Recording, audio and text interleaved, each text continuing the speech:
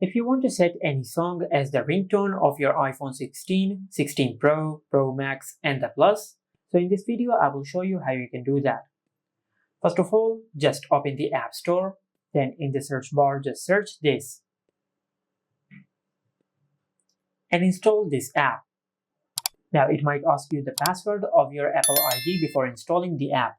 Just enter the password of your Apple ID to start downloading. And once the app is fully downloaded, just tap on Open. Then tap on Continue and select Ask App Not to Track. Then tap on the X icon over here. And at the bottom of the screen, you will find the option of Discover. Just tap on it and select Ringtones at the top of the screen. Now in the search bar, just search the song which you want to set as your ringtone. After you search the song which you want to set as your ringtone, just select it from here.